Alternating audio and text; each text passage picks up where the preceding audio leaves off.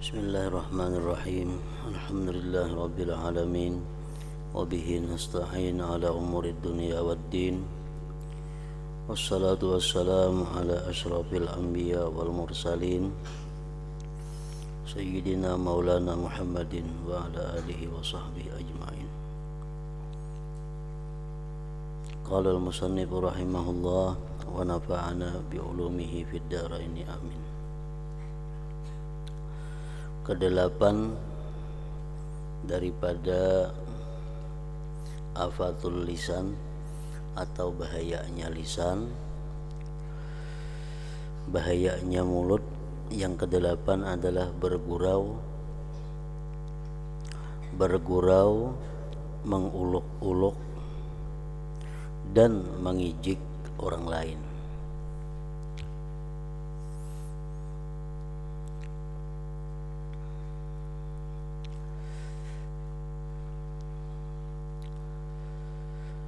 Maka hendaklah engkau memelihara lidahmu daripada menguluk-uluk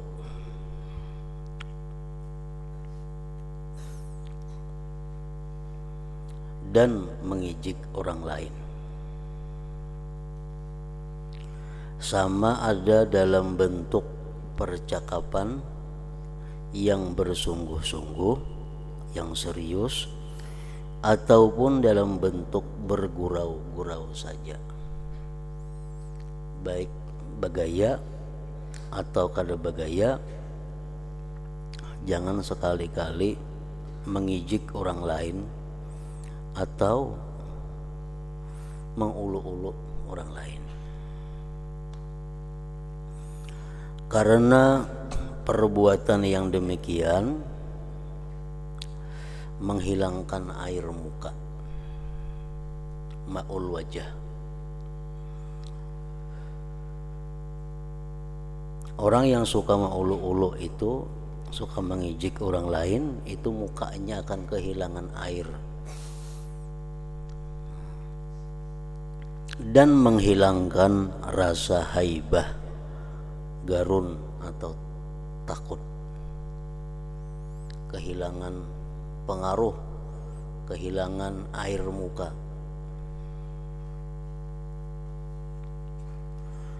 Dan terkadang membawa kepada rasa jauh hati dan menyakiti hati orang lain tentunya. Maka dari situlah bermulanya pertengkaran dan kemarahan yang akhirnya membawa kepada putusnya hubungan dan permusuhan di dalam hati. Artinya seringkali akibat basanda gurau, akibat bagaya, menguluk-uluk orang, terjadilah pertengkaran, kemarahan, bermusuhan, akhirnya saling jauh menjauh atau belakang membelakangi. Maka janganlah engkau bergurau dengan seseorang, bahkan jikalau mereka coba mengusik engkau. Artinya orang membawai bagaya, orang menggayai kita,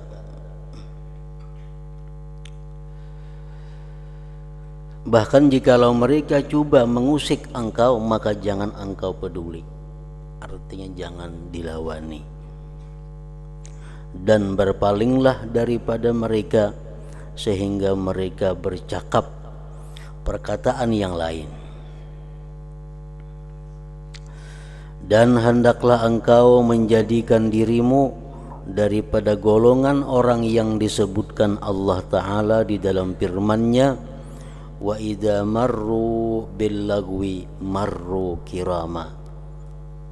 Maksudnya ayat itu, dan apabila mereka melalui dengan perkara yang sia-sia, mereka akan lalu dengan menjaga kehormatan dirinya. Artinya kalau ada orang membawai, orang menggayai, maka dia akan bisa menjaga kehormatan dirinya. Kada melawani orang tersebut artinya. Inilah 8 perkara yang merupakan penyakit lidah yang besar-besar. Maka tidaklah ada yang dapat menolong engkau dalam menjaga lidahmu kecuali hanya uzlah, mengasingkan diri. Selama masih bakawan, selama masih bergaul, selama masih berkumpul orang banyak, maka sulit menjaga lidah daripada 8 macam penyakit-penyakit lidah itu. Maka tidaklah ada yang dapat menolong engkau dalam menjaga lidahmu kecuali hanya uzlah, mengasingkan diri dan melazimkan diam,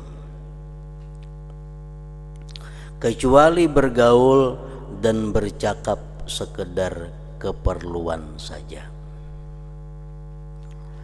Dan adalah Abu Bakar As-Siddiq radhiyallahu anhu selalu meletakkan batu di dalam mulutnya supaya dapat ia menahan mulutnya daripada bercakap yang tidak perlu.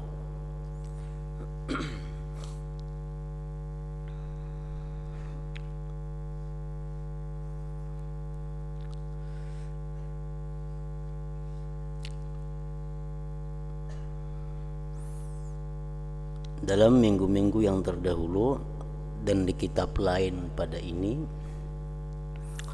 Imam Al-Ghazali mencontohkan percakapan-percakapan yang kada perlu, yang bahkan bisa membawa kepada dosa. Contohnya antara lain kita betakun lawan orang datang di mana. Itu percakapan yang kada perlu. Misal kita bertamuan 2 orang, datang di mana teh? Datang di mana? Itu percakapan yang kada perlu. Dan bisa jadi dosa. Kenapa? Bisa menyebabkan yang ditakuni itu berdusta. Karena dikhawatirkan datang di mana kayaknya nang bila disambetnya asa ngalih, lalunya berdusta. Nah, jadi artinya kalau kita bertakun lawan orang datang di mana, itu percakapan yang kada perlu. Datang di mana kau orang, kalau jadi masalah juga kalau datang di mana. Nah, lain halnya kalau guru lawan murid, datang di mana, itu kata jadi masalah. Atau orang tua lawan anak, datang di mana, kada jadi masalah. Suami lawan bininya, datang di mana igam tadi umanya, kada jadi masalah. Itu wajar. Tapi kalau umpamanya sama pada kakawanan, datang di mana tadi, itu percakapan yang kada perlu. Kalau si kawan ini jadi berdusta gara-gara menjawab kita tak umpat dosanya. Karena kita nama ulah asa gara-garanya. Atau umpamanya murid menakuni gurunya, datang di mana pian? Maginya kada perlu ditakuni, datang di mana ka guru, kada jadi masalah. Atau bini lawan laki, datang di mana pian? Datang di manakah? Itu perkataan yang kada perlu dan bisa membahayakan kita. Datang di mana? Antara lain lagi nang kada perlu, hendak ke mana? Bisa kita bertemuan kawan tengah jalan, hendak ke mana? Nah, itu percakapan nang kada perlu dan bisa membawa kepada dosa kalau inya ini menjawab dengan dusta. Hendak ke mana teh? Ke mana ke orang tekannya? Nah, itu percakapan yang kada perlu. Nah, jadi menghindari percakapan-percakapan yang kada perlu tadi adalah sesuatu kemastian, sesuatu yang mesti dilakukan kalau kita ingin selamat daripada dosa. Karena dari hal-hal yang kada perlu itulah biasanya timbul perbuatan maksiat. Jadi kada perlu bertakun, datang di manakah kawan, hendak ke manakah inya.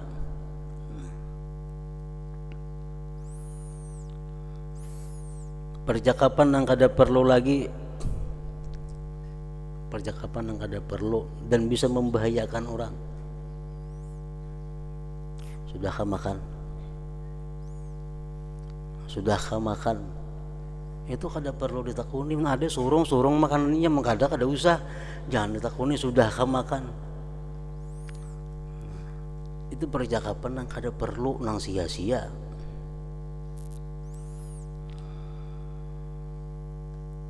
Banyak contohnya. Imam Ghazali mencontohkan perkataan-perkataan yang kada perlu, nang kayaknya kita anggapnya itu biasa, biasa padahal membahayakan.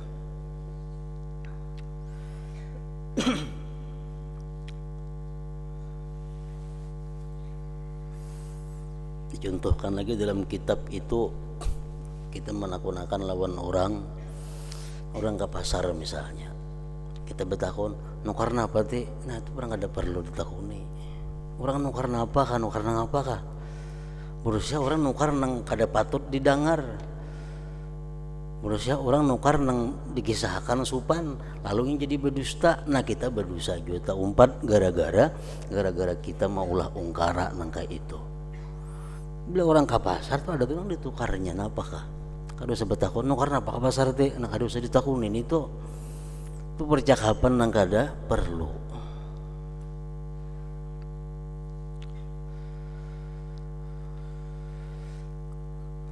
Dan adalah Abu Bakar Siddiq radhiyallahu anhu selalu meletakkan batu di dalam mulutnya supaya dapat ia menahan mulutnya daripada bercakap yang tidak perlu.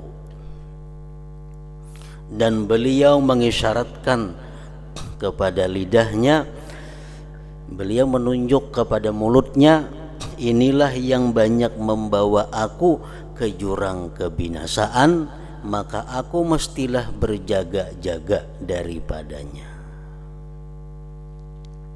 Perkataan ulama mengatakan, lisanuka asaduka, lisanuka asaduka, in atlaq tahu parasaka wa in amsak tahu harasaka.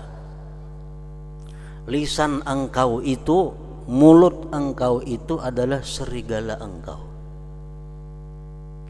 Bila engkau lepas, dia bisa menerkam engkau. Bila dia tahan, dia akan bisa menjaga engkau.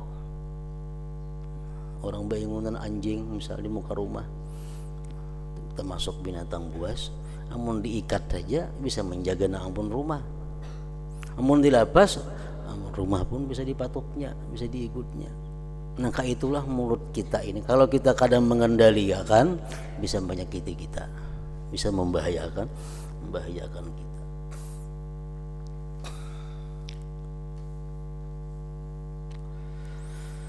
Maka jagalah lidahmu baik-baik, karena ia adalah alat yang paling berkesan dalam membinasakan engkau, baik di dunia ataupun di akhirat.